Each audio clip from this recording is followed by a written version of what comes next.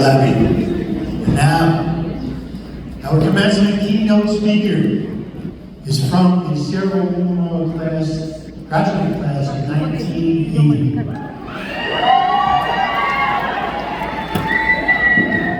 I'm not done yet.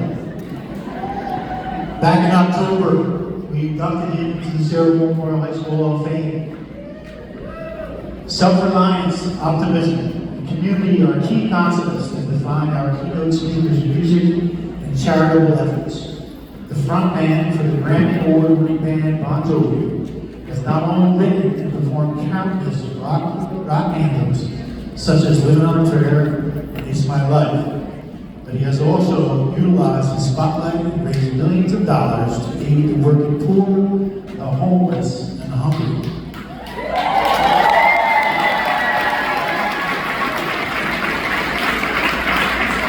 After selling more than 130 million albums worldwide, performing in over 50 countries for more than 40 million fans, the band, Bon Jovi, was inducted into the Rock and Roll Hall of Fame in 2018 in recognition of their longevity and impact on popular music for the past 30 decades.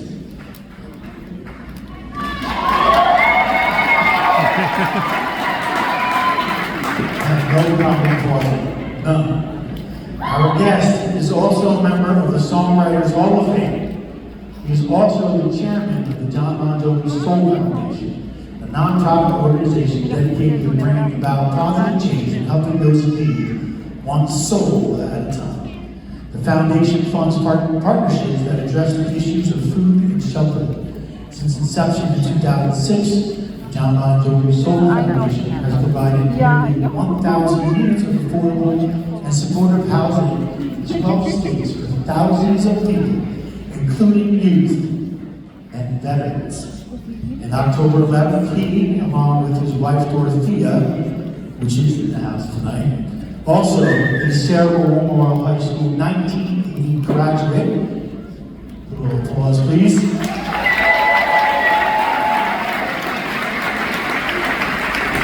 Opened the first John Bon Jovi Soul Kitchen nonprofit community restaurant in Red Bank, New Jersey.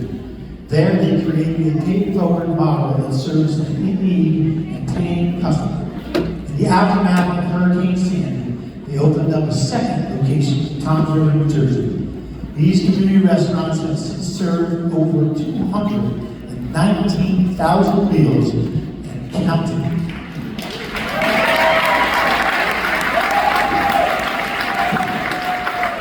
In 2020, John Bon Jovi Soul Foundation opened a first-of-its-kind kitchen on the newer campus of Rutgers University to serve college students challenged by food insecurity. Following the success of the John Bon Jovi Soul Kitchen, Rutgers Newark, the foundation opened a pop-up JBJ's Soul Kitchen on the campus of New Jersey City University in February of 2023. His name is now affixed on our theater and music suite on the other side of the school, known as the John Bon Jovi Performing Arts Center.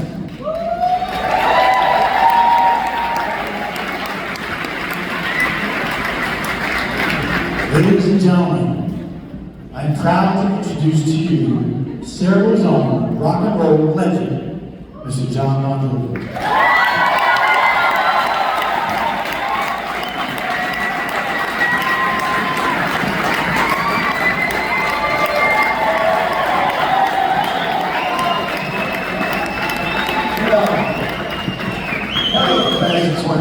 My name is John Bon Jovi, and I am in fact a bomber too.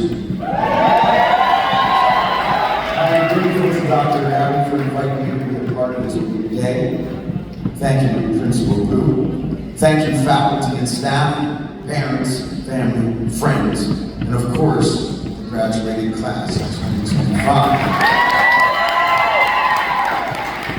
As a proud graduate of SWMHS in the class of 1980, standing here today feels a little bit surreal. Back then, I definitely was not the kid that anyone expected to be giving this kind of speech all these years later.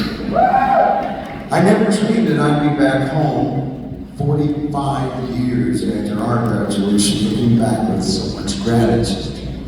Blessed doesn't even begin to cover it. I'm able to say that my high school sweetheart, Dorothy, is still by my side.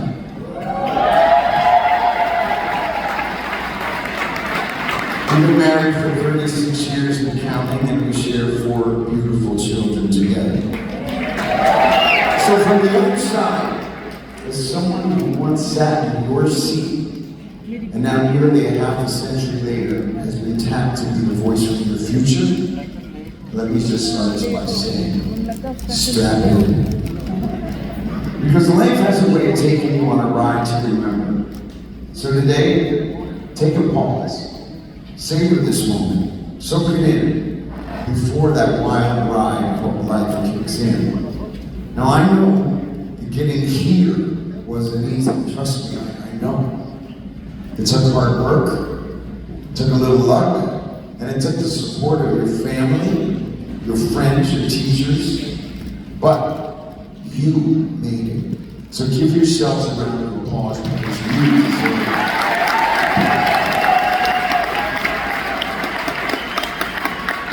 Truly happy for you. Luck played a role for me too in getting to my graduation, so perhaps did a little bit of mercy from one of my teachers. I had a British literature teacher who helped me in every way she could to make a passing grade, because in all honesty, I wasn't a great student. At the time, I didn't realize what reading the classics and learning to write would mean to me. But, of course, I was 18, and I knew everything about everything. I enjoyed my time growing up here, but I focused on a world that was outside of Sayreville. My friends, Danny and Steve and I, we would walk to school through the clay pits, which are now the ShopRite, dreaming of making it big in the music business. At night, we and our girlfriends would cruise over to South Amward where we could park our cars, turn on the radio, and stare at the lights of New York City. New York felt like it was a world away, but it was only 30 miles. What that meant was that the dream, for me, was in reach.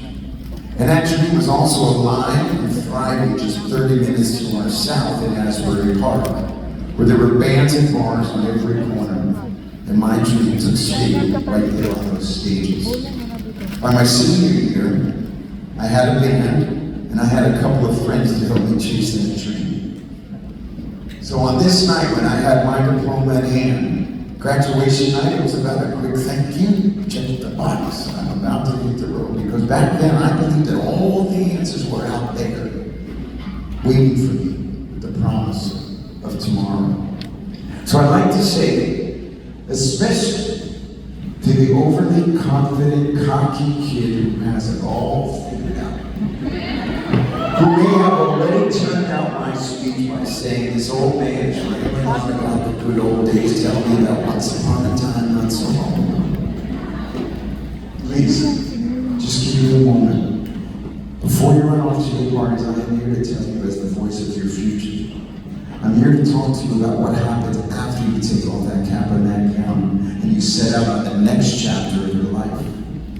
As for me, I ran so fast that the only thing I could see was the horizon of endless tomorrows. Now that might sound like a plan, but it lacked substance.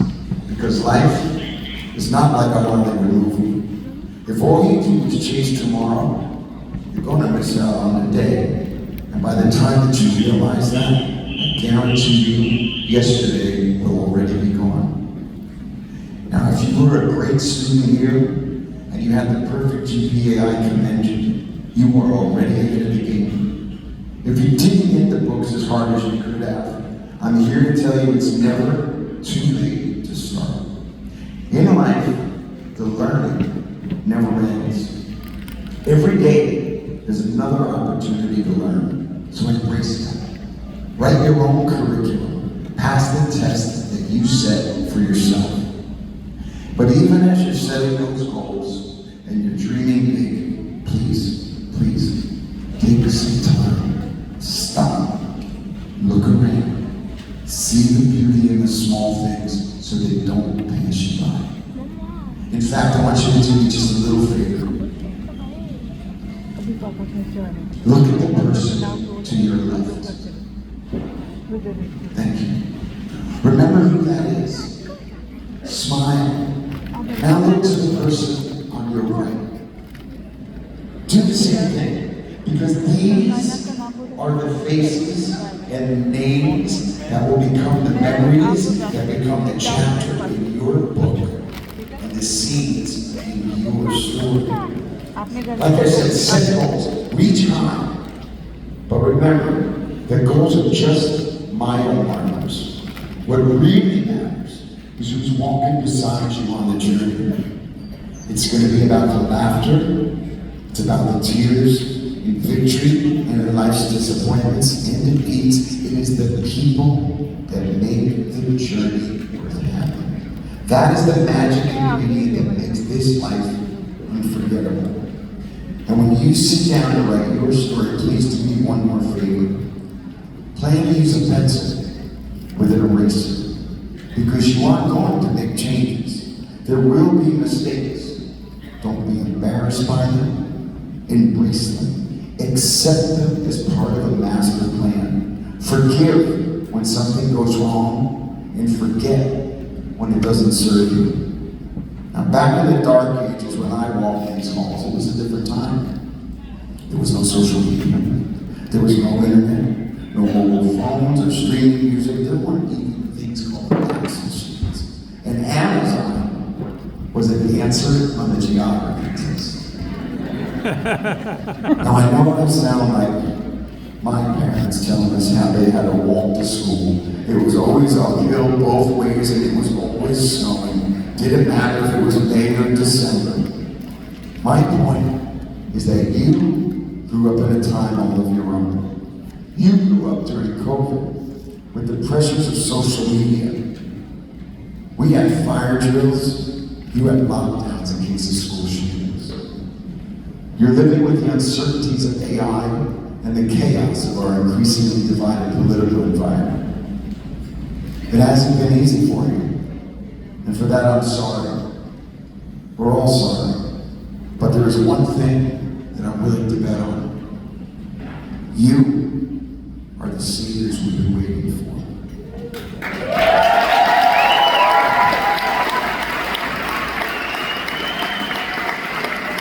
You are the compassionate, caring generation who understands there is only one planet we live on. The generation that is much more inclusive and diverse, and certainly more tolerant than ours has been. You hold compassion for everyone, no matter who they are or where they came from. So that kid out there who's looking at his watch or perhaps just his phone, and he's wondering how quickly can I run for the door and get on to the next thing. Maybe you and the 18-year-old me have that in common. In 1980, I couldn't wait to get away. Run away from who and what I was, before I even knew who or what I was.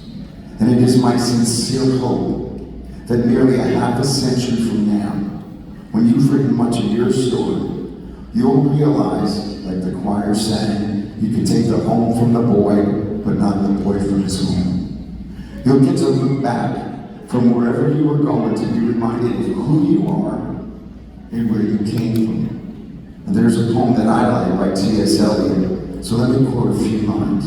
Maybe it'll hit you the way it once hit me. We shall not cease from exploration, and the end of our exploring will be to arrive where we started and know this place for the first time. I often feel that way about this place, about Sayreville, New Jersey. It took me a lot of exploring before I really knew it for the first time. And someday, you might feel that way too. Because these are your roots. This is the place that made you who you are and who you will be. This little town in the shadow of New York City, with all that she has to offer. This little town, so close to the shore in all of its glory. This little town that calls me and calls you one of our own. Now this place that you might try to forget at 18, is going to be a place you're going to remember all of your life. So as they say, once a bomber, always a bomber. So go big, class of 25. Chase your dream and then come home. We'll be waiting for you. Much love.